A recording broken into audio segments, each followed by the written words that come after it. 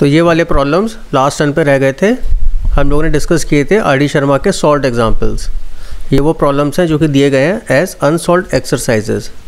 अब क्योंकि फैक्टोरियल का कॉन्सेप्ट हम लोगों ने डिस्कस कर लिया था लास्ट टर्न पे, तो पहले ये प्रॉब्लम सॉल्व कर लेते हैं और फिर उसके आगे परम्यूटेशन ऑफ फैक्टोरियल का कंपैरिजन, कंपैरेटिव डिस्कशन और किन कंडीशंस में फैक्टोरियल और परम्यूटेशन का फॉर्मूला एक ही हो जाता है, या ये कहें कि किन कंडीशंस में फैक्टोरियल और परम्यूटेशंस दोनों को ही हम लोग समझ सकते हैं एज दी अरेंजमेंट। वैसे परम्यूटेशन अरेंजमेंट है और फैक्टोरियल मैथमेटिकल फंक्शन है, जैसा कि मैंने लास्ट टर्न पे डिस्कस किया था। लेकिन जब कुछ खास कंडीशंस होती हैं तो उन कंडीशंस में हम लोग फैक्टोरियल को भी ऐसे ही समझ सकते हैं, कॉन्सेप्चुअली डिफरेंट अरेंजमेंट्स। तो यदि तुम लोगों ने इसके पिछला वाला वीडियो मिस कर दिया है तो पहले वो वाला वीडियो देखना, क्योंकि ये वाला वीडियो उसी का ही कंटिन्यूएशन है। अगर तुमने पिछला वीडियो नहीं देखा है तो तुम्हें ये वीडियो भी ठीक से समझ में नहीं आएगा और फिर जो है डाउट्स आते रहेंगे। ठीक है, तो पहले पिछला वाला वीडियो देख लो और फिर इस वीडियो को देखो। तो चलो यहाँ पे प्रॉब्लम सॉल्व करते हैं, प्रॉब्लम नंबर 6। तो देखो अब ये वाला प्रॉब्लम बहुत हद तक सिमिलर है to problem number 2 of last video. इसीलिए मैं कह रहा हूँ कि अगर तुमने पिछला वीडियो नहीं देखा तो इस वीडियो में तुम्हें प्रॉब्लम आएगी। पिछले वीडियो में जो सेकंड प्रॉब्लम है वो बिल्कुल इससे मिलता जुलता है। तो जैसा मैंने तुम्हें उस प्रॉब्लम बताया था, इस प्रॉब्लम में भी क्या करेंगे, इज इक्वल टू साइन के राइट और लेफ़्ट दोनों तरफ एक ही बार में एलसीएम ले लेंगे। तो 9 फैक्टोरियल, 10 फैक्टोरियल, 11 फैक्टोरियल, ये लेफ्ट हैंड साइड पर है और राइट हैंड साइड पर 11 फैक्टोरियल है डिनोमिनेटर में। तो एक ही बार में सारे डिनोमिनेटर का एलसीएम ले लो। तो 9 फैक्टोरियल सबसे छोटा है, वैसे लिखो। 10 फैक्टोरियल को क्या लिख सकते हो, 10 × 9 फैक्टोरियल, और 11 फैक्टोरियल हो जाएगा 11 × 10 × 9 फैक्टोरियल। ऐसे राइट हैंड साइड पर हो जाएगा 122 डिवाइडेड बाई 11 × 10 × 9 फैक्टोरियल। अब एलसीएम ले लो। तो एलसीएम लेना बताया था लास्ट टर्न पे, वैसे ही करो। 11 × 10 × 9 फैक्टोरियल आएगा। एलसीएम को डिवाइड करो 9 फैक्टोरियल से, तो 11 × 10। फिर एलसीएम को डिवाइड करो 10 × 9 फैक्टोरियल से, तो क्या आएगा 11। और फिर ऐसे ही 11 × 10 × 9 फैक्टोरियल से डिवाइड करोगे तो आएगा 1। और राइट हैंड साइड पर भी एलसीएम को डिनोमिनेटर से डिवाइड करके जो क्वोशिएंट है उसको न्यूमरेटर से मल्टीप्लाई कर दो। तो पहला ब्रैकेट आएगा 110, दूसरा ब्रैकेट आएगा 11 और तीसरा 1, और राइट हैंड साइड पर है 122। सॉल्व करो, देखो left hand side right hand side के बराबर आ रहा है। 122 इज इक्वल टू 122। ठीक है, ध्यान देना एलसीएम को कि राइट और लेफ्ट दोनों तरफ लिया था, इसलिए एलसीएम यहाँ पर कैंसिल कर दिया है हम लोगों ने। ओके, ऐसे तुम लोग सॉल्व कर सकते हो इस क्वेश्चन को। तो अगर इतना बेसिक तुम लोगों को क्लियर है कि n फैक्टोरियल बराबर होगा n × n-1 फैक्टोरियल, तब तो प्रॉब्लम बहुत इजी है। देखो राइट हैंड साइड लिखा है n फैक्टोरियल × n+1 फैक्टोरियल, तो इसी को ले लो पहले। तो राइट हैंड पे जो लिखा है n+1 फैक्टोरियल, ये क्या हो गया, n+1 × n+1-1 फैक्टोरियल, यही तो हुआ। तो प्लस और -1 से कैंसिल हो जाएगा, तो हो जाएगा n factorial plus n+1 × n factorial. अब n फैक्टोरियल कॉमन ले लो, बस वही आ जाएगा जो कि लेफ्ट हैंड साइड पर है। ठीक है, आसान प्रॉब्लम है, मेरे ख्याल से कर लोगे अपने आप आराम से।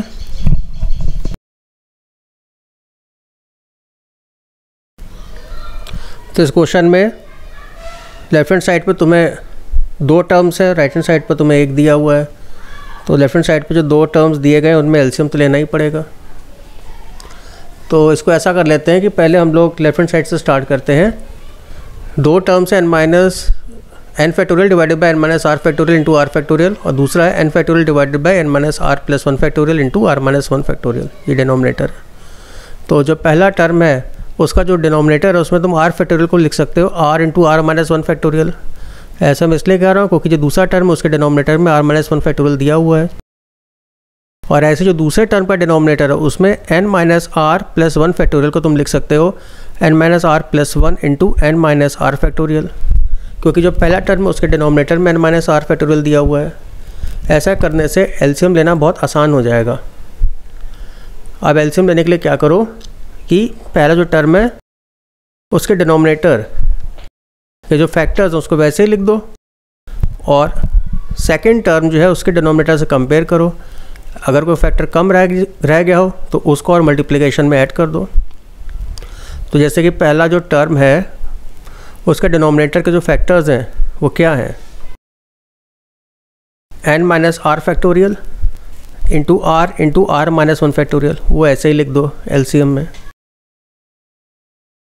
n माइनस आर फैक्टोरियल भी है, r माइनस 1 फैक्टोरियल भी है, ये चीज़ extra n minus R plus 1 वो और लिख दो। अब जैसे करते आए हो एलसीएम को डिवाइड करोगे डिनोमिनेटर से, क्वेश्चन को मल्टीप्लाई करोगे न्यूमरेटर से, ऐसे करो दोनों टर्म्स के लिए। ये तो यूजुअल प्रोसेस है तुम्हारा। ब्रैकेट खोलो तो हो जाएगा n factorial into n minus n factorial into R plus n factorial R. तो ऊपर न्यूमरेटर में एक टर्म कैंसिल हो जाएगा और डिनोमिनेटर मैंने क्या किया n माइनस आर प्लस 1 और n माइनस आर फैक्टोरियल को, और दूसरी तरफ r और r माइनस 1 फैक्टोरियल को पास पास लिख दिया है। न्यूमरेटर में जो कुछ बचा उसमें से n फैक्टोरियल कॉमन आ जाएगा और डिनोमिनेटर में n minus R plus 1 into n minus R factorial क्या हो गया, n minus R plus 1 factorial हो गया। इतना बेसिक तो समझते ही होगे। और ऐसे दूसरा टर्म हो जाएगा r फैक्टोरियल। अब न्यूमरेटर में लिखा n factorial into n plus 1, ये क्या हो गया, इसको लिख सकते हैं हम लोग n प्लस 1 फैक्टोरियल, है ना। न्यूमरेटर हो जाएगा n प्लस 1 फैक्टोरियल। ये सब तुम तब आसानी से कर पाओगे अगर तुमने पिछला वीडियो देखा है, नहीं तो तुम्हें ये सारे स्टेप समझ में नहीं आएंगे। इसलिए पहले पिछला वीडियो देखो, फिर ये बहुत आसानी से कर लोगे तुम। अब ये वाला क्वेश्चन जिसने पिछला वीडियो मतलब सेकंड लेक्चर देखा है उसके लिए तो बहुत आसान है। खूब डिटेल में डिस्कस किया गया है कि नंबर ऑड हो तो इवन हो तो कितने फैक्टोरियल में कितने फैक्टर्स होंगे, कैसे फैक्टोरियल निकालोगे, कितने इवन फैक्टर होंगे, कितने ऑड फैक्टर होंगे, सब कुछ डिटेल में पहले ही डिस्कस किया जा चुका है। इसमें देखो 2n प्लस 1 फैक्टोरियल है तो 2n प्लस 1 क्या होगा, एक ऑड नेचुरल नंबर होगा। तो कितने फैक्टर्स होंगे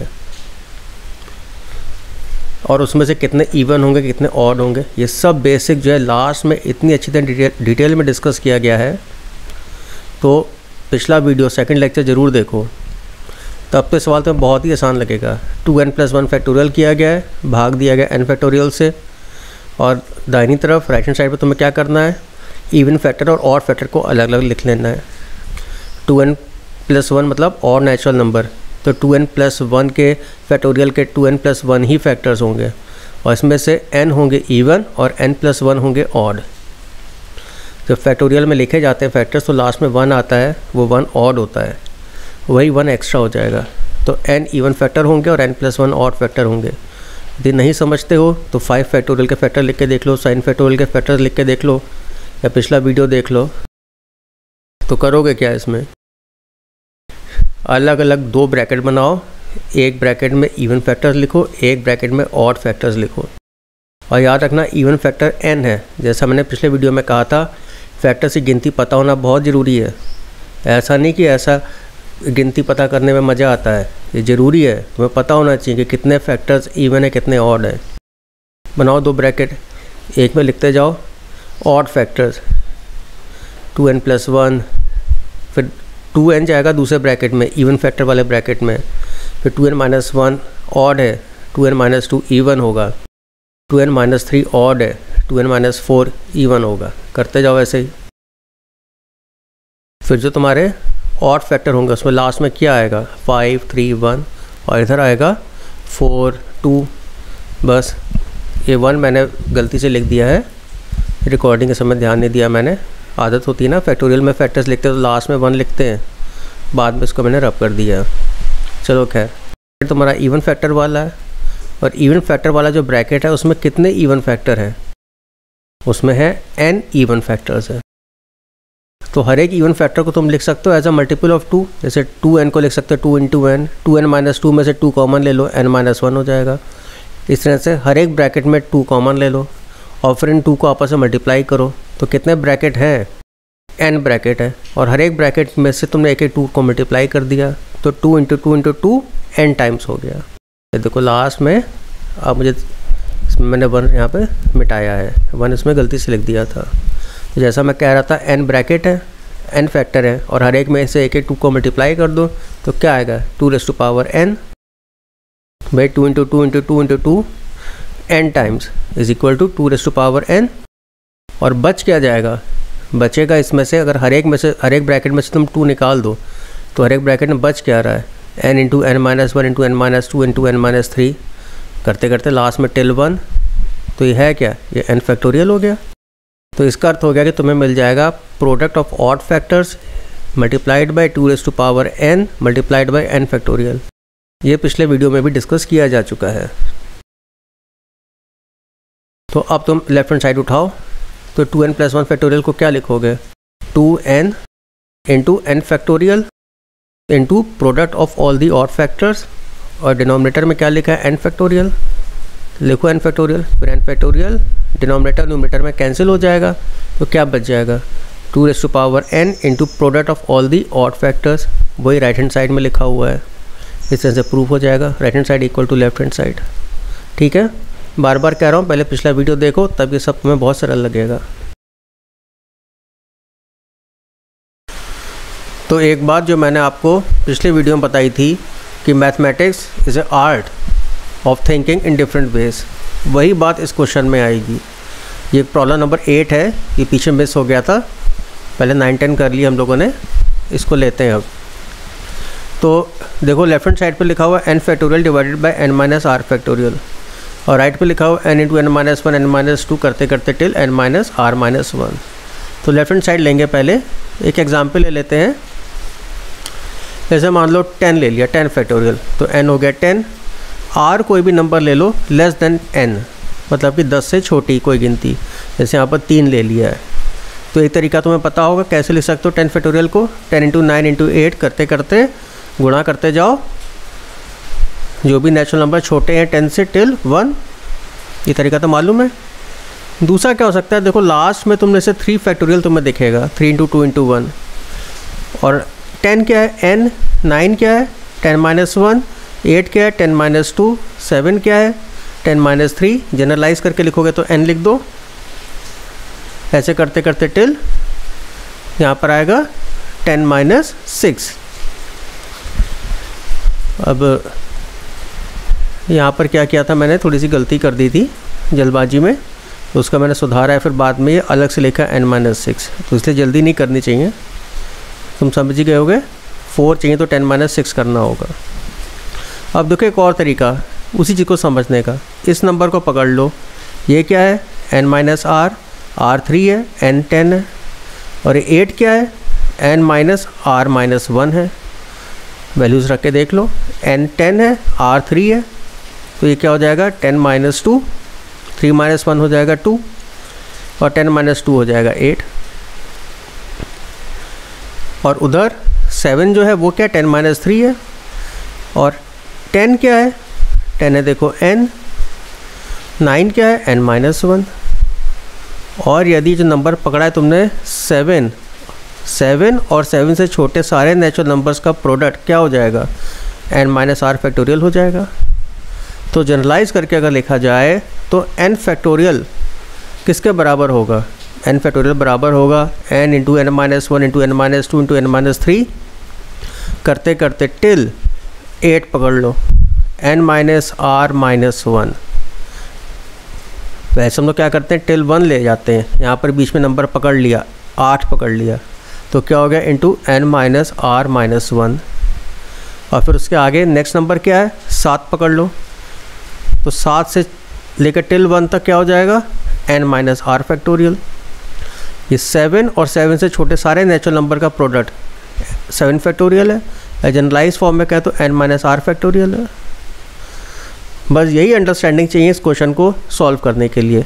तो जो हम लोगों ने अभी एग्जाम्पल से समझा है उसको मैं बॉक्स में लिख दूंगा, बॉक्स में क्लोज कर देते हैं इसको, क्योंकि ये अंडरस्टैंडिंग हमें चाहिए इस क्वेश्चन को सॉल्व करने के लिए। अब जो लेफ्ट पे लिखा है उसमें n फैक्टोरियल की वैल्यू लिख दो, n into n minus 1 into n minus 2 into n minus 3 करते करते टिल 1 तक मत ले जाना है।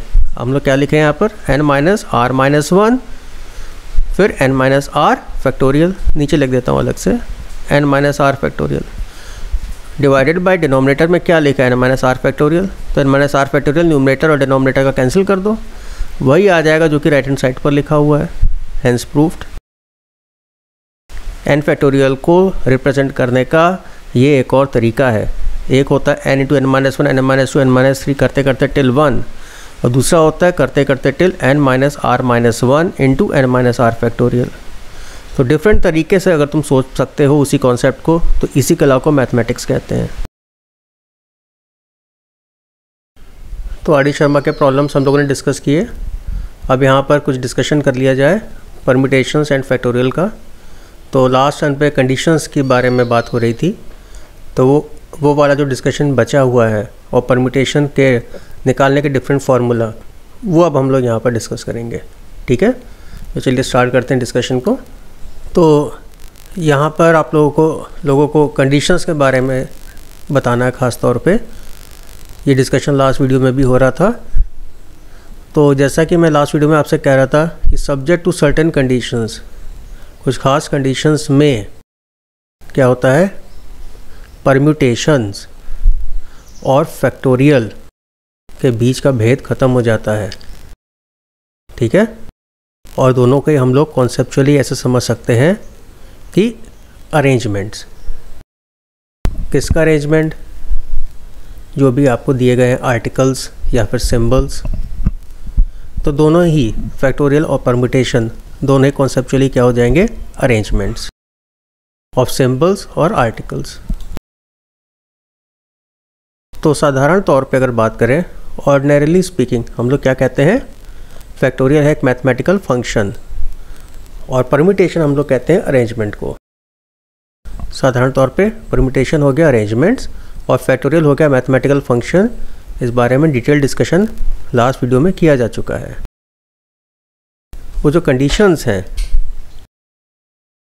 अगर वो कंडीशंस पूरी हो रही हैं, इफ़ कंडीशंस आर फुलफिल्ड, तब क्या होगा, तो तब हम लोग कहेंगे कि परम्यूटेशन को हम लोग, परम्यूटेशन मतलब अरेंजमेंट्स हम लोग पता कर सकते हैं by using the formula of factorial. अब किसका फैक्टोरियल पता करेंगे? जितने सिंबल्स हैं या जितने आर्टिकल्स हैं उनकी गिनती करके उस गिनती का निकाला जाएगा फैक्टोरियल। तो लिखा है permutation can be determined by calculating factorial of the number of symbol और आर्टिकल्स। या और इसको जो है साधारण शब्दों में कहें तो क्या कहेंगे कि परम्यूटेशंस पता करने का फार्मूला हो जाता है फैक्टोरियल, जब वो कंडीशंस फुलफिल हो। उन कंडीशंस में formula of permutations is factorial, जो कि मैथमेटिकल फंक्शन होता है। तो वो जो कंडीशंस हैं वो इम्पॉर्टेंट है, उन कंडीशंस में ही परम्यूटेशन का फार्मूला होगा फैक्टोरियल। तो पिछला वीडियो इसलिए बहुत इम्पॉर्टेंट है। पिछले वीडियो में पहले आप लोगों को फैक्टोरियल समझाया गया है एज अरेंजमेंट।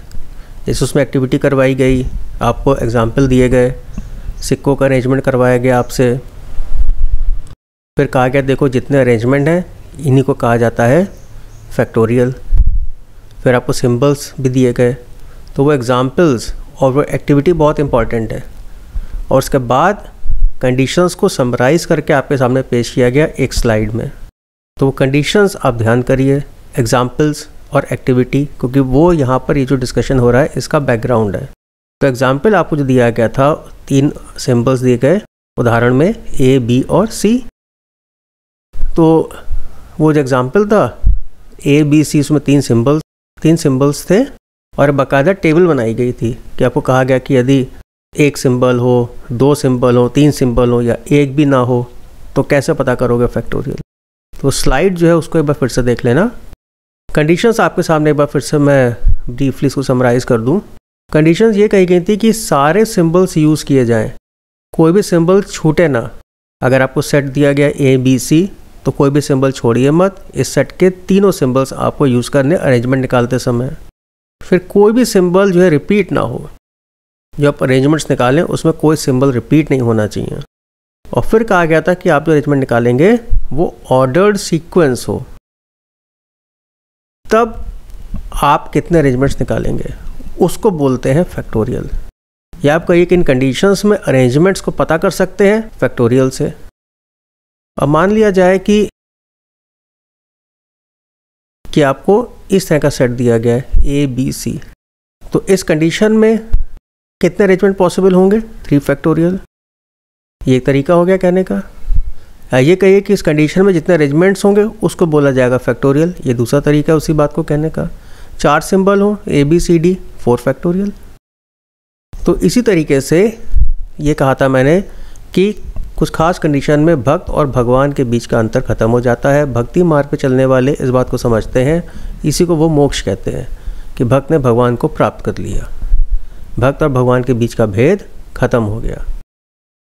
अब देखिए, यदि इस तरह की आइडियल कंडीशंस ना हो तो, ये तो आइडियल कंडीशंस की बात हो गई है ना, ऐसे समझ सकते हैं हम लोग, अपने समझने के लिए कह रहे हैं इसको कि जब ये कंडीशंस ना हो, जब इस तरह की आदर्श कंडीशंस ना हो, आइडियल कंडीशंस ना हो, तो फिर अरेंजमेंट्स का पता कैसे चलेगा? तब तो फैक्टोरियल से नहीं पता चल पाएगा। हाँ, तब नहीं पता चल पाएगा। फैक्टोरियल से तभी पता चलता है जब कुछ खास कंडीशंस हो। जैसे मान लिया जाए ये सेट दे दिया जाए तुम्हें AAB, तो देख रहे हो इसमें कि एक सिंबल A रिपीट हो रहा है।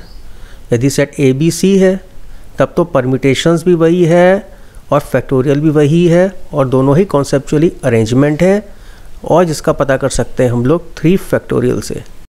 और 3 फैक्टोरियल क्या होता है? 3 × 2 × 1। डिस्कशन किया जा चुका है पहले। अब यदि सेट तुम्हारा ये हो AAB, तो अब बताओ, फोर्क लाइन मेथड डिस्कस किया गया था तुमसे लास्ट टर्न पे। फोर्क लाइन क्या होती है ये भी बताया गया था, और फोर्क लाइन मेथड भी डिस्कस किया गया था। 3 यहाँ पर सिंपल्स हैं, तो पहली बार या तो A सिलेक्ट कर सकते हो या B। अब पहले अगर A लिया है तो दूसरी बार में या तो फिर A रिपीट कर दो या फिर B ले सकते हो। यदि पहले B लिया है तो दूसरी बार में एक ही सिंबल बचेगा, A लेना है तुम्हें। फिर तीसरी बार, थर्ड टाइम, पहले 2 बार A लिया है तो B ले सकते हो। यदि A B लिया तो A बचा, और B A है तो फिर A बचा, एक ही सिंबल बचेगा तीसरी बार। तो तुम देख लो फोर्क लाइन मेथड से, यदि सेट AAB हो तो 3 फैक्टोरियल नहीं, 3 arrangements are possible, 3 different arrangements are possible. जबकि सेट ABC था तो 3 फैक्टोरियल अरेंजमेंट्स वर पॉसिबल। यहाँ पर कितने अरेंजमेंट पॉसिबल है? 3 अरेंजमेंट। तो जैसा कि लास्ट टर्न पर मैं आपसे कह रहा था, फोर्क लाइन मेथड उस कंडीशंस में आपको उतनी सहायता नहीं कर पाएगा जबकि आपके पास सिंबल्स ज़्यादा हों। क्या आपके पास कोई फार्मूला है? जैसे कि कंडीशंस फुलफ़िल हो रही हों तो आपने बताया कि फार्मूला फैक्टोरियल है। अब यहाँ पर कंडीशंस फुलफ़िल नहीं हो रही हैं, तो इन कंडीशंस के लिए क्या कोई फार्मूला है इसकी मदद से हम लोग आसानी से निकाल सके कितने अरेंजमेंट्स होंगे? क्योंकि फोर्क लाइन मेथड थोड़ा सा डिफ़िकल्ट पड़ेगा, वो व्यवहारिक नहीं है, प्रैक्टिकली पॉसिबल नहीं है जब ज़्यादा सिंबल्स हों। तो फार्मूला इन केसेस के लिए जब वो कंडीशन फुलफ़िल नहीं हो रही हैं तो यहाँ पर डिस्कस करते हैं। देखिए, तो ये 2 केसेस हैं। केस 1 में तुम्हें सेट दिया गया ABC, और केस 2 में सेट है AAB। तो अगर सिंबल्स की गिनती की बात करी जाए तो केस 1 में 3 सिंबल्स हैं और केस 2 में भी 3 सिंबल्स हैं। लेकिन केस 1 में क्या है कि 3 डिफरेंट सिंबल्स हैं, और केस 2 में देखो 2 अलाइक एंड 1 डिफरेंट। A और A एक जैसे हैं और B डिफरेंट है। तो फर्स्ट केस में तुम लोगों को पता है कि पॉसिबल अरेंजमेंट्स निकाले जा सकते हैं 3 फैक्टोरियल, मतलब 3 × 2 × 1 डेट इज़ 6 पॉसिबल अरेंजमेंट्स होंगे। सेकंड केस में अभी आपको बताया गया कि 3 अरेंजमेंट होंगे, तो इसका कोई फार्मूला कैसे पता कि 3 अरेंजमेंट्स होंगे? तो इस बारे में देखो अब आगे डिस्कशन करते हैं। तो अब देखो AAB ये सेट है। अब इसमें देख रहे हो कि नंबर ऑफ़ डिफरेंट सिंबल्स जो पहला वाला सेट था ABC उसके कंपैरिजन में कम है, तो स्वाभाविक सी बात है, ऑब्वियस सी बात है कि नंबर ऑफ़ पॉसिबल अरेंजमेंट्स कम होंगे। जो अरेंजमेंट्स हैं उसमें तुम्हें रिडक्शन करना पड़ेगा। तो रिडक्शन कैसे करोगे? रिडक्शन के 2 बेसिक ऑपरेशंस मैथमेटिक्स में तुम्हें पता है, पहला तो सब्ट्रैक्शन है और दूसरा है डिवीज़न। तो जो जितने सिंबल अलाइक हैं या तो उनके अरेंजमेंट सब्ट्रैक्ट कर दिए जाएं या फिर उनके अरेंजमेंट से डिवाइड कर दिया जाए टोटल नंबर ऑफ़ अरेंजमेंट्स को। 2 ही तरीके हो सकते हैं। तो यहाँ पर हम लोग क्या करेंगे, एक हाइपोथेटिकल एग्जाम्पल ले लेंगे। हाइपोथेटिकल का मतलब हो गया बहुत ध्यान से उसमें गणित मत सोचना, खाली हम लोगों के समझने के लिए है। जो मैं बात मैं कहना चाहता हूँ तुम्हें बिल्कुल अच्छी तरह समझ में आ जाएगी इस एग्जाम्पल से। कुछ एक नेचुरल नंबर कंसिडर कर लो, जैसे यहाँ पर 6 नेचुरल नंबर ले लिए मैंने, ठीक है। अब मान लो हम लोग ये कहें कि साहब इसमें से 3 रिड्यूस कर दीजिए। 3 मतलब ये जो 3 नेचुरल नंबर है तो या तो सब्ट्रैक्ट कर दिया जाए या आप डिवाइड कर दो 3 से। तो सब्ट्रैक्ट कर दोगे तो उसमें 3 उड़ जाएगा। उड़ जाएगा का मतलब समझते हो? गायब हो जाएगा।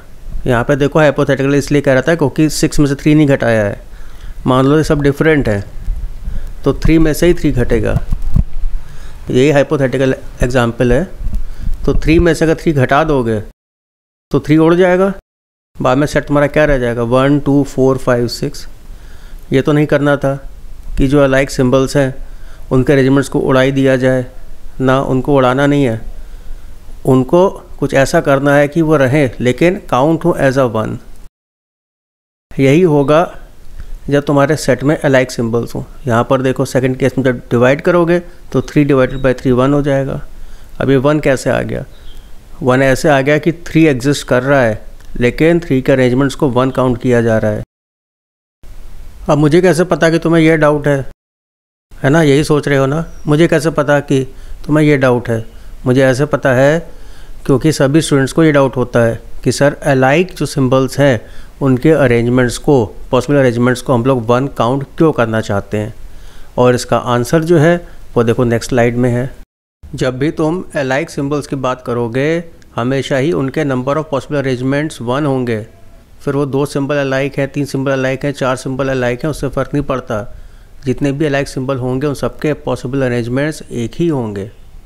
There will be only 1 possible arrangement of the number of alike symbols, चाहे जितने भी अलाइक सिंबल्स हों। ठीक है, यही करना पड़ेगा जबकि सिंबल्स अलाइक हो। उड़ाना नहीं है बल्कि डिवाइड कर देना है number of possible arrangements of alike symbols, इस तरह से होगा। तो अब देखो क्या बेसिक अंडरस्टैंडिंग डेवलप हुई हमारी। बेसिक अंडरस्टैंडिंग ये हुई कि पहले तो आप काउंट कर लो आपके पास कितने पॉसिबल अरेंजमेंट हैं, वो तो तुम्हें पता ही है, फैक्टोरियल से निकाल लोगे। अब काउंट करोगे सेट में कितने अलाइक सिंबल्स हैं और इन सिंबल्स के कितने अरेंजमेंट हो सकते हैं। फिर फैक्टोरियल से जितने तुमने अरेंजमेंट्स निकाले उसको अलाइक सिंबल्स के पॉसिबल अरेंजमेंट से भाग दे दो। इससे क्या होगा? इससे होगा ये कि अलाइक सिंबल्स के पॉसिबल अरेंजमेंट्स रहेंगे but they will be counted as 1।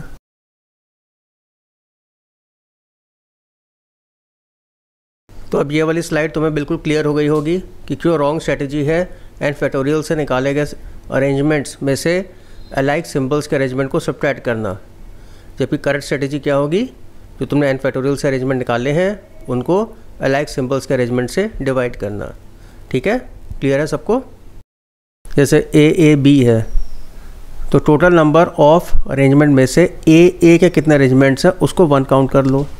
यदि ए बी सेपरेट होता कोई बात नहीं थी, ए ही है तो इसमें क्या किया जाएगा? ए के जितने अरेंजमेंट होंगे उनसे भाग दे दिया जाएगा। जैसे ए बी सी होता तो 3 × 2 × 1 करते। अब ए बी है, 2 सिंबल्स अलाइक हैं तो डिफरेंट अरेंजमेंट जो हुए 3 × 2 × 1 को भाग देना पड़ेगा। जितने अलाइक सिंबल्स हैं उनके जितने पॉसिबल अरेंजमेंट होंगे। तो 2 सिंबल अलाइक हैं ए, इनके कितने अरेंजमेंट होंगे? अरेंजमेंट निकालने तो पता ही है तुम्हें, 2 फैक्टोरियल, तो भाग दे दो 2 फैक्टोरियल से, क्योंकि देखो यहाँ पर 2 सिंबल अलाइक हैं ए और ए। 2 फैक्टोरियल से भाग देते ही तुम्हारा फार्मूला हो जाएगा 3 × 2 × 1 डिवाइडेड बाई 2 × 1। इस तरह से आएगा 3 अरेंजमेंट्स। तो अब देखो जो तुम लोगों ने वे भी कॉन्सेप्ट समझा है उस पर बेस्ड हम लोग कुछ प्रॉब्लम्स ले लेते हैं। ये प्रॉब्लम्स आर डी शर्मा में भी दिए गए हैं और एनसीईआरटी में भी दिए गए हैं। यहाँ पर जो प्रॉब्लम कंसिडर कर रहे हैं, सबसे पहले एनसीईआरटी का सॉल्व एग्जाम्पल है क्वेश्चन नंबर 16। ये आर डी शर्मा में भी दिया गया है और एनसीईआरटी का तो है ही। तो इसमें तुम्हें क्या करना है? अरेंजमेंट्स पता करने हैं। वर्ड दिया गया है इंडिपेंडेंस, तो जो कॉन्सेप्ट तुमने अभी पढ़ा है उसी पर बेस्ड है।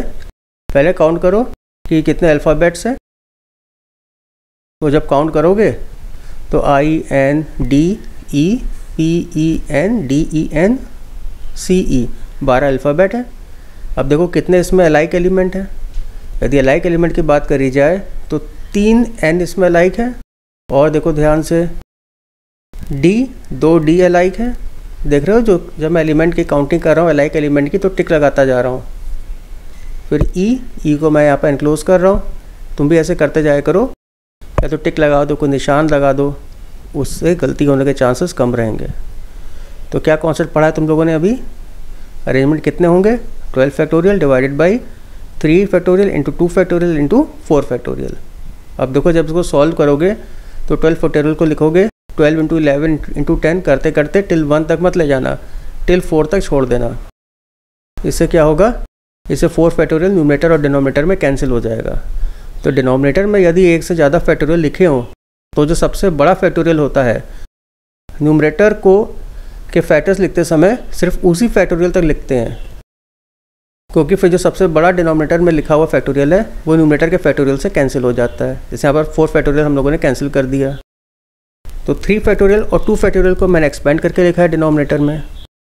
ठीक है, समझ गया ना, इससे कैलकुलेशन आसान हो जाएगी। अब इसका आगे मल्टीप्लिकेशन है, जैसा तुम्हें सही लगे वैसे अपने आप से मल्टीप्लाई कर लेना। मैं यहाँ पे गुणा कर रहा हूँ 140 गुणे 99 गुणे 120। 99 को भी मैं बाद में 11 × 9 ही लिख दूँगा क्योंकि आसान रहेगा उससे, जैसे तुम्हें सही लगे। बस मेन बात यह है कि न्यूमरेटर का फैक्टोरियल, न्यूमरेटर के फैक्टर्स लिखे जाएंगे वहाँ तक जो कि डिनोमिनेटर का सबसे बड़ा फैक्टोरियल हो। जैसे यहाँ पर हम लोगों ने लिखा है 12 × 11 × 10 × 9 × 8 × 7 × 6 × 5 × फिर 4 फैक्टोरियल पे छोड़ दिया। ठीक है, अब ये सेकंड पार्ट है उसी क्वेश्चन का। देखो वर्ड वही इंडिपेंडेंस, हम लोगों को अरेंजमेंट पता करने हैं। अगर ये शर्त लगा दी जाए कि words should start from the alphabet P से स्टार्ट हो, तो भाई 12 तुम्हारे पास अल्फ़ाबेट हैं, तो पहले तो 12 ब्लैंक बनाओ क्योंकि 12 अल्फ़ाबेट होंगे हर एक वर्ड में। अब दूसरा स्टेप ये है कि पहला जो अल्फ़ाबेट हो हमेशा पी हो, तो फर्स्ट ब्लैंक में भाई पी लिख दो, ये फिक्स हो गया आपका। तो आपके पास बचे जो एलिमेंट है उनका आपको अरेंजमेंट निकालना है। तो सेट में कितने अल्फ़ाबेट बचे, पी उड़ा दो क्योंकि पी आगे लिख दिया है, INDE, अब पी कट कर दो, इसमें पी नहीं आएगा, तो आगे फिर क्या आएगा ENDENCE। 12 अल्फ़ाबेट हैं, एक पी आगे लिख दिया, तो कितने बच गए इसमें, इस सेट में 11 एलिमेंट हैं। अरेंजमेंट पता करने हैं, पता करो कितने तुम्हारे अलाइक एलिमेंट हैं। 3 N अलाइक है, 2 D अलाइक है और 4 E अलाइक है। तो कितने अरेंजमेंट हो जाएंगे, 11 factorial by 3 factorial into 2 factorial into 4 factorial. फिर से 11 फैक्टोरियल को आगे पूरा 1 तक मत लिखना उसके फैक्टर्स। 11 फैक्टोरियल को लिखोगे 11 × 10 × 9, फिर 4 फैक्टोरियल कैंसिल हो जाएगा न्यूमरेटर और डिनोमिनेटर में। आगे पी फिक्स्ड है, तो चाहो तो इन सारे मल्टीप्लिकेशन जितना भी आएगा मल्टीप्लाई करके प्रोडक्ट उसको 1 से मल्टीप्लाई कर दो। आगे पी फिक्स है, फिक्स को 1 ही मानते हैं, या ना भी करो अरेंजमेंट उतना ही आएंगे। देखो 4 फैक्टोरियल कैंसिल कर दिया, आगे गुणा भाग अपने आप से कर सकते हो। डिनोमिनेटर का 6 न्यूमरेटर का 6 से कैंसिल हुआ, डिनोमिनेटर का 2 न्यूमरेटर के 8 से कैंसिल हुआ, कि गुणा कर लो अपने आप से। ठीक है, मेन इसमें बस यही था कि अगर एक अल्फ़ाबेट फिक्स कर दिया जाए तो तुम्हारे सेट जो होगा उसमें 12 - 1 11 फैक्टोरियल अरेंजमेंट हो जाएगा, और फिर जितने उसमें लाइक एलिमेंट है उससे तुम्हें डिवाइड करना है। तो 12 एलिमेंट के बजाय 11 एलिमेंट क्यों लिए जाए, यही इस सवाल में कॉन्सेप्ट था। ठीक है, अब आगे देखो इसका नेक्स्ट पार्ट।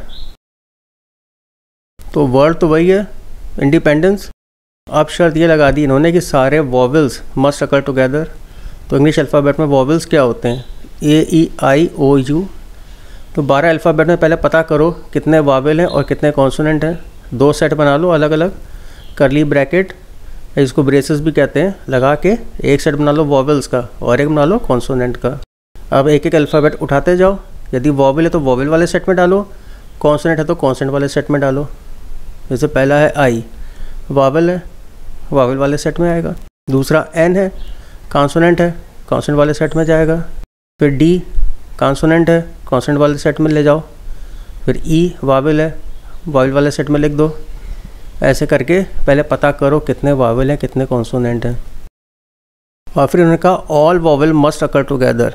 तो जितने वावेल हैं उन सबको एक ही एलिमेंट मान लो, तो तुम्हारा जो सेट है वो चेंज हो जाएगा। ऑल वावेल टुगेदर मतलब हो जाएगा जितने वावेल हैं उनको एक साथ एक ही एलिमेंट मानते हुए तुम्हें अरेंजमेंट निकालने हैं। तो तुम्हारे 5 वावेल हैं, तो तुम्हारे वावेल को एक ही एलिमेंट मानो, 5 in 1 हो जाएगा तुम्हारा ये। और कॉन्सेंट अलग अलग रहेंगे, तो तुम्हारा जो सेट बनेगा वो क्या बनेगा जिसके तुम्हें अरेंजमेंट निकालने हैं। कॉन्सेंट अलग अलग पहले लिखो, NDPNDNC, और C के बाद लिखोगे ये वॉवेल 5 in 1 एलिमेंट। 5 in 1 का मतलब हो गया इन 5 वॉवेल को एक ही ब्लॉक मानते हुए इनको एनक्लोज कर देना एक डिब्बे में।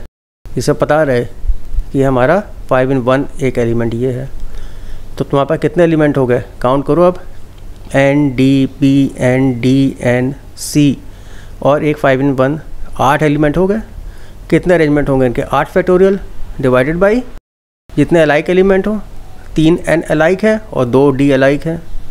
इसके अलावा ये 8 अल्फ़ाबेट का जो अरेंजमेंट होगा इंडिपेंडेंटली उसके 5 in 1 वॉवल्स का जो ब्लॉक है उसके अंदर भी 5 फैक्टोरियल अरेंजमेंट होंगे independently of the arrangement of 8 alphabet, क्योंकि 5 हैं।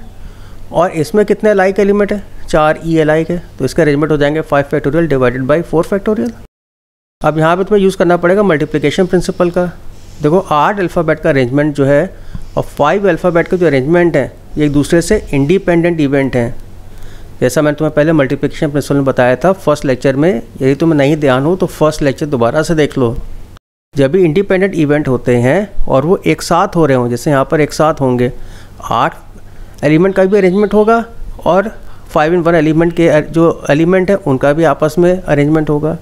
तो ऐसे में यूज़ किया जाता है मल्टीप्लिकेशन प्रिंसिपल। तो कितने अरेंजमेंट हो जाएंगे? 8 factorial divided by 3 factorial into 2 factorial into 5 factorial divided by 4 factorial. ऊपर 8 फैक्टोरियल कहाँ तक सॉल्व करोगे? सिर्फ 3 फैक्टोरियल तक, उसके आगे नहीं, क्योंकि डिनोमिनेटर में सबसे बड़ा फैक्टोरियल 3 फैक्टोरियल दिया गया है। ये इंटू कहाँ से आ रहा है? मल्टीप्लिकेशन प्रिंसिपल से आ रहा है। और 5 factorial into 4 factorial divided by 4 factorial. ठीक है, यदि मल्टीप्लिकेशन प्रिंसिपल नहीं ध्यान है या तुम्हें कोई कन्फ्यूजन है तो फर्स्ट लेक्चर देख लो, तुम्हें क्लियर रहेगा। तो मल्टीप्लिकेशन प्रिंसिपल का यूज़ करते हुए यहाँ पर करेंगे गुणा भाग अपने आप कर लेना। ध्यान रखना कि न्यूमरेटर के फैक्टर्स 1 तक नहीं लिखते हैं, डिनोमिनेटर में सबसे बड़े फैक्टोरियल तक ही लिखा जाता है, उसके आगे नहीं। ठीक है, कर लो गुणा भाग अपने आप कर लो। तो अब देखो सवाल ये है कि अरेंजमेंट्स पता करो। शर्त यह है कि all the vowels never occur together. Vowels पता ही है तुम्हें, ए ई आई ओ यू होता है। तो देखो इसमें तुम्हें यूज़ करना पड़ेगा ईदर और। यहाँ पर तुम्हें म्यूचुअली एक्सक्लूसिव इवेंट्स दिखेंगे। देखो 2 ही पॉसिबिलिटीज़ होंगी अगर तुम अरेंजमेंट्स को देखोगे ध्यान से। या तो उसमें vowels, all vowels will occur together, either और। तो ईदर ऑल वॉवल्स अकर टुगेदर और all vowels do not occur together. तो मतलब पास या फेल, 2 ही कंडीशन है, या तो सारे वॉवल एक साथ हों या सारे वॉवल एक साथ ना हो। तो इनको कहते हैं म्यूचुअली एक्सक्लूसिव इवेंट। एक साथ दोनों नहीं हो सकते हैं। जैसे सिक्का उछालोगे तो या तो चित आएगा या पट आएगा, या तो हेड आएगा या फिर टेल आएगा, दोनों एक साथ नहीं हो सकता। तो इसको कहते हैं म्यूचुअली एक्सक्लूसिव इवेंट्स। तो पहले को हम लोगों ने ए मान लिया और दूसरे को बी मान लिया, तो क्योंकि कोई थर्ड पॉसिबिलिटी है नहीं, तो जितने पॉसिबल अरेंजमेंट्स हैं they will be equal to A plus B. तो सबसे पहले तुमने निकाला ही है कितने पॉसिबल इसमें अरेंजमेंट हैं, और तुम ये भी निकाल चुके हो इसमें कि ऑल वॉवल्स अकर टुगेदर कितने हैं। तो वैल्यू सब्स्टिट्यूट कर दो।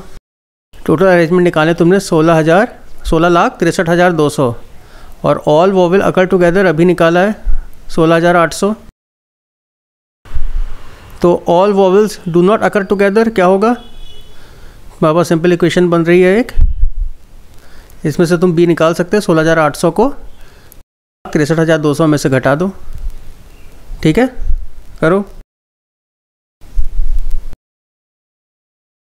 अब आगे देखो, तुम्हें अरेंजमेंट्स पता करने हैं। शर्त यह है कि words begin with I and and in P.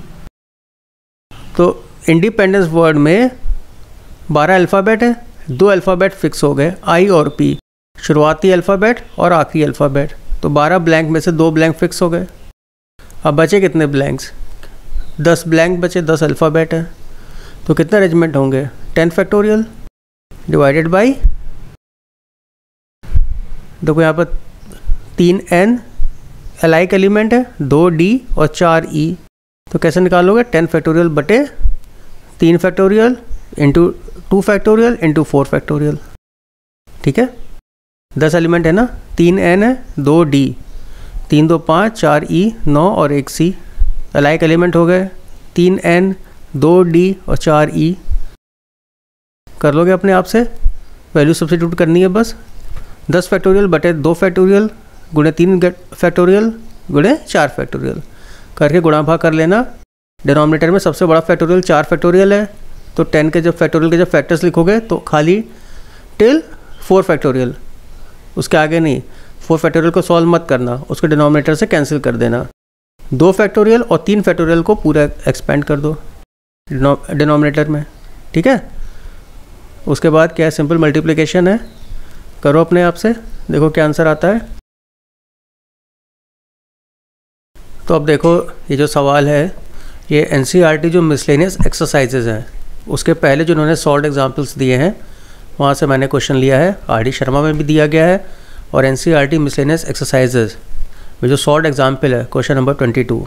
तो वर्ड दिया गया अगेन, और इसके जो अल्फ़ाबेट्स हैं अगर उनको अरेंज किया जाए डिक्शनरी के अनुसार, जैसे डिक्शनरी में वर्ड्स होते हैं, तो जो 50th वर्ड होगा वो क्या होगा। तो तुम्हें पता ही होगा कि डिक्शनरी में जो अल्फ़ाबेट्स हैं वो अल्फ़ाबेटिकल ऑर्डर में अरेंज्ड हैं। पहले मैंने क्या किया, अगेन में जो जो अल्फ़ाबेट्स हैं उनको सेट फॉर्म में लिख लिया। मुझे पता है कि यहाँ पर 5 अल्फ़ाबेट हैं, AGAIN। अब इनको अल्फ़ाबेटिकल ऑर्डर में अरेंज किया जाए तो सबसे पहले वो वाले वर्ड्स आएंगे जिनकी शुरुआत A से होती है, फिर वो वाले शब्द आएंगे जिनकी शुरुआत होती है G से। ABCD गिन के देखो मन में, ABCDEFG। फिर वो आएंगे जिनकी शुरुआत I से होती है। लास्ट में आएंगे वर्ड्स बिगनिंग विद N। तो अब कैलकुलेट करो, वर्ड्स बिगनिंग विद A कितने होंगे। तो 5 अल्फ़ाबेट है, 5 ब्लैंक बनाओ पहले। तो अब पहला ब्लैंक है उसमें फिक्स कर दो लेटर A, तो बाकी सेट क्या बचा, एक A कट कर दो पहला वाला।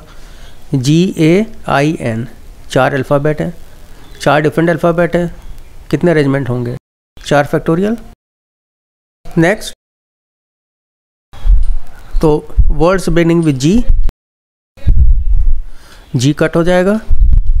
4 अल्फ़ाबेट है लेकिन 2 A अलाइक है, कैसे निकालोगे, 4 फैक्टोरियल डिवाइडेड बाय 2 फैक्टोरियल, करो कैलकुलेट। 4 फैक्टोरियल हो गया 4, 3 इंटू 2 1, 2 फैक्टोरियल 2 इंटू 1। तो 12 वर्ड्स ऐसे होंगे जिनकी शुरुआत G से होती है।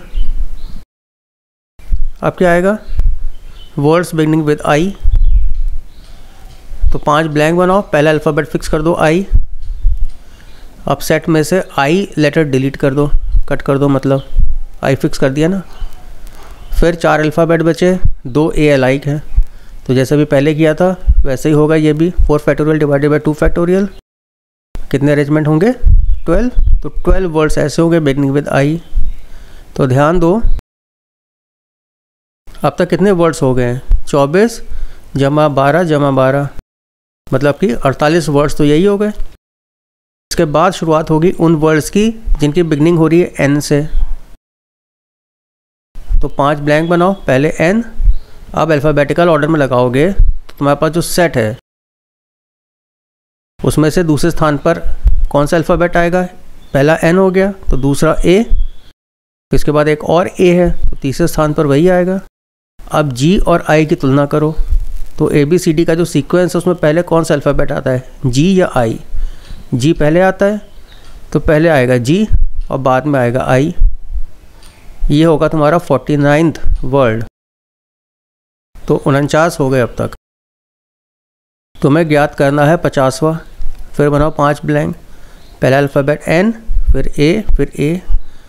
अब पहले I आएगा और फिर आएगा G, अल्फ़ाबेटिकल ऑर्डर है ना। ये होगा 50th वर्ड। ऐसे करोगे सवाल को। तो ये सवाल आरडी शर्मा में भी दिया गया है और एनसीईआरटी मिसलेनियस एक्सरसाइज का क्वेश्चन नंबर 11। ये बहुत ही गंदा वर्ड लिखा हुआ है इसमें, असैसिनेशन, इसका अर्थ होता है हत्या करना। तो इसका अरेंजमेंट पता करने हैं और शर्त यह है कि all the S should occur together.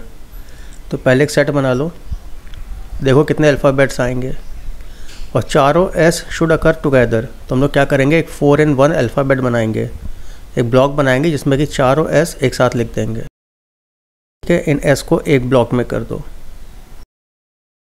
टिक लगाते जाना जिससे कन्फ्यूजन ना हो कि कितने अल्फ़ाबेट हो गए, कितने बचे हैं। तो अब आएगा INA और उसके बाद TION। काउंट करो कितने अल्फ़ाबेट हैं। तो देखो 10 अल्फ़ाबेट हो गए। तो 10 अल्फ़ाबेट हो गए, चारों एस को हम लोग काउंट कर रहे हैं एज अ सिंगल अल्फ़ाबेट। अब देखो इसमें 3 ए अलाइक दिख रहे हैं और ध्यान से देखो तो 2 एन भी अलाइक हैं और 2 आई भी अलाइक है। तो अरेंजमेंट पता करने हैं 10 अल्फ़ाबेट के, जबकि 3 ए 2 एन और 2 आई अलाइक है। क्या होगा? 10 factorial divided by 2 factorial, 2 factorial into 3 factorial. 10 factorial को पूरा सॉल्व मत करना, खाली 3 फैक्टोरियल तक सॉल्व करना। 3 फैक्टोरियल न्यूमरेटर और डिनोमिनेटर में कैंसिल हो जाएगा।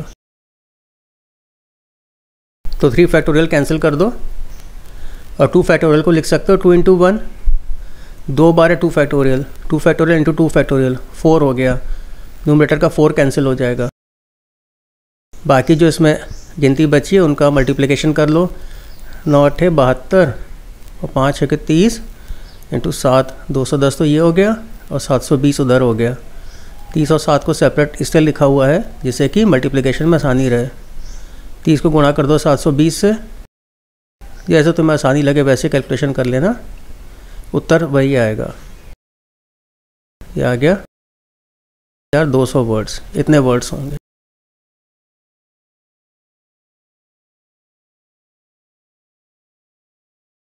तो अब देखो नेक्स्ट प्रॉब्लम भी आर.डी. शर्मा में भी दिया गया है और एनसीईआरटी का मिसलेनियस एग्जाम्पल भी है, क्वेश्चन नंबर 23 एनसीईआरटी में।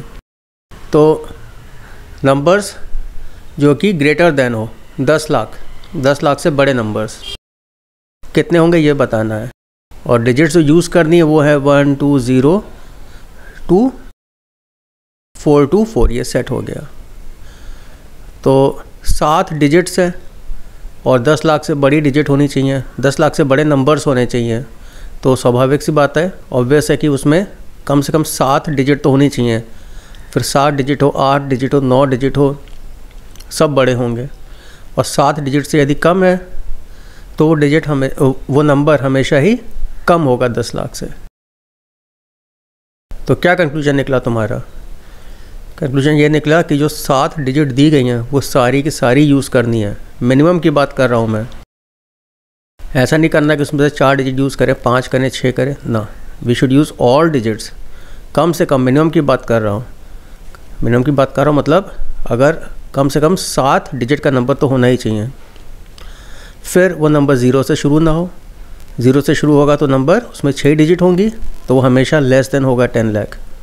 तो 0 छोड़ के 0 से शुरू ना हो और सारी डिजिट यूज़ हो, ये कंडीशन बन गई हमारी। तो अज्यूम ये कर रहे हैं कि हम लोग नो रिपीट्स, रिपीटिशन नहीं होना चाहिए। कोई रिपीटिशन का तो फिर कोई लिमिट ही नहीं है। आप 8 डिजिट मान लो, 9 डिजिट का मान लो नंबर, फिर रिपीट करोगे तो कौन सा डिजिट रिपीट करोगे, कितनी बार रिपीट करोगे, ये सब कुछ पता नहीं है। तो हम लोग सिंपल केस लेके चलेंगे कि नंबर 7 डिजिट्स का हो तो 10 लाख से बड़ा होगा और 0 से शुरू ना हो। तो या तो नंबर बिगिन करेगा 1 से, या वो वाले नंबर जिनकी पहली डिजिट 2 है, या वो वाले नंबर जिनकी पहली डिजिट 4 है। तीनों कैलकुलेट कर लो। अगर तुम पता करना नंबर्स बिगनिंग विद 1 तो 7 ब्लैंक बनाओ और पहले ब्लैंक में 1 डाल दो फिक्स। तो बाकी तुम्हारे पास कितने ब्लैंक बचे? 6 ब्लैंक बचे। तो तुम्हारा जो सेट है उसमें अगर 1 डिलीट कर दो, 1 कट कर दो तो 6 डिजिट है। फिर इसमें कितने अलाइक है? तो 6 डिजिट है, 3 2 अलाइक है और 2 4 अलाइक है। तो कितने अरेंजमेंट हो गए? 6 factorial divided by 3 factorial into 2 factorial. कर लो कैलकुलेट। 6 फैक्टोरियल का पूरा मत कैलकुलेट करना, डिनोमिनेटर में सबसे बड़ा फैक्टोरियल 3 आएगा। तो 6 फैक्टोरियल को सॉल्व करना ओनली टिल 3 फैक्टोरियल। तो 6 इंटू 5 इंटू 4 इंटू 3 फैक्टोरियल हो जाएगा। फिर 3 फैक्टोरियल कैंसिल कर सकते हो न्यूमरेटर और डिनोमिनेटर में। करो सॉल्व इसको, देखो कितना आता है। मल्टीप्लाई करो, 2 2 ज़ा 4, 12 5 ज़ा 60। तो 60 तो हो गए आपके, 60 तो हो गए वो नंबर्स जिनकी शुरुआती डिजिट 1 आएगी। आप पता करो वो नंबर जिनकी पहली डिजिट 2 है। बनाओ 7 ब्लैंक। पहला ब्लैंक में लिख दो 2, 2 कट कर दो सेट से तो कितना बच गया 6 डिजिट, इसमें कि 2 2 बार है और 4 भी 2 बार है, तो 2 अलाइक एंड 2 4 अलाइक, तो कितने अरेंजमेंट होंगे 6 factorial divided bye 2 factorial into 2 factorial, तो 6 फैक्टोरियल हो गया 6 into 5 into 4 into 3 into 2 factorial. 2 factorial तो वैसे ही कैंसिल हो जाएगा डिनोमिनेटर और न्यूमरेटर में, और 2 फैक्टोरियल होता क्या है 2 इंटू 1, तो दूसरे 2 फैक्टोरियल से ऊपर वाला 4 काट लो, 2 2 ज़ा 4, तो कितना हो गया 3 दूनी 6, 6 पंजे 30, 30 छक्के 180, 30 छक्के 18 आ गया ना, 180 हो गया वो नंबर्स जिनका की शुरुआती डिजिट 2 है। लास्ट केस वो नंबर जिनका कि पहला डिजिट 4 है, करो कैलकुलेट, एक 4 कट हो गया, अब 3 2 अलाइक है, तो कितने अरेंजमेंट आएंगे 6 फैक्टोरियल डिवाइडेड बाय 3 फैक्टोरियल, यही होगा 6 into 5 into 4 into 3 factorial divided bye 3 factorial, तो 6 पंजे 30, 30 चौके 120, 30 चौक 12 हुआ ना, 120 हो गया। तो टोटल कितने नंबर हो गए 180 प्लस 120 प्लस 60, 120 प्लस 180 360 हो गया। तो इस तरह से आज हम लोगों ने रिपीटिशन वाला एक केस डिस्कस किया है। रिपीटिशन से मेरा मतलब है कि सेट में जो ऑब्जेक्ट्स हैं उनमें रिपीटिशन है, मतलब जो तुम्हें सेट दिया गया है उसमें सारे ऑब्जेक्ट्स अलग अलग नहीं है, डिस्टिंक्ट नहीं है। तो आर डी शर्मा में इसको लिखा गया है as a theorem, the number of different permutations of n things taken all at a time. सारे सिंबल्स में यूज़ करने हैं, लेकिन जो सिंबल्स है उसमें p एक तरह के हैं और q एक तरह के हैं, तो उसका फॉर्मूला होता है n factorial divided by p factorial into q factorial. Condition एक इसमें और लिखी है such that p plus q is equal to n। इसका अर्थ होगा कि कोई तीसरी पॉसिबिलिटी नहीं होगी। जैसे याद करो हम लोगों ने इसी वीडियो में पहले एक एग्जाम्पल लिया है a b, वो सेट है, तो 3 एलिमेंट हो गए, उन 3 में से 2 a एक तरह के हैं और b एक अलग है, तो p की वैल्यू 2 है और q की वैल्यू 1 है और 2 + 1 = 3 है। कोई और तीसरा सिंबल नहीं है, सारे सिंबल्स आपने काउंट कर लिए हैं। तो अगर a b के लिए फॉर्मूला लगाओ तो हो जाएगा 3 factorial divided bye 2 factorial into 1 factorial, ठीक है। और यदि q1 के अलावा कोई और नंबर होता, जैसे a b b होता, तो हो जाता 4 factorial divided bye 2 factorial into 2 factorial, ठीक है। अब इसमें आगे क्या पॉसिबिलिटीज़ हो सकती हैं और क्या क्या कंडीशन हो सकती हैं और क्या क्या केस हो सकते हैं। जैसे ये हो सकता है कि सेट में रिपीटिशन ना हो, लेकिन आप जो अरेंजमेंट बनाए, जो वर्ड्स बनाए, उसमें रिपीटिशन हो किसी सिंबल का, किसी डिजिट का। या फिर ये हो सकता है कि अभी तो आपने लिखा है जैसे इसमें taken all at a time, जितने सिंबल्स थे सारे यूज़ किए। कभी ऐसा भी केस हो सकता है कि आप सारे सिंबल्स यूज़ ना करो, जैसे 5 सिंबल दिए गए हैं और 5 में से 3 सिंबल ही आपको यूज़ करने हैं या 4 ही यूज़ करने हैं, तो इसमें और भी तमाम कंडीशंस हो सकती हैं। तो वो कंडीशंस और उस पर बेस्ड कुछ एग्जांपल्स वो हम बोलेंगे नेक्स्ट वीडियो में। और इसके बाद हम लोगों को टॉपिक ख़त्म करना है कॉम्बिनेशंस का, ठीक है। तो आप लोग आर डी शर्मा से प्रॉब्लम्स प्रैक्टिस करिए, NCERT के मिसलेनियस एक्सरसाइजेज भी करिए, एग्जाम्पलर करिए। कहीं पे कोई प्रॉब्लम आए, कोई डाउट आए तो कमेंट लेकर पूछिए, ठीक है। Okay, thank you.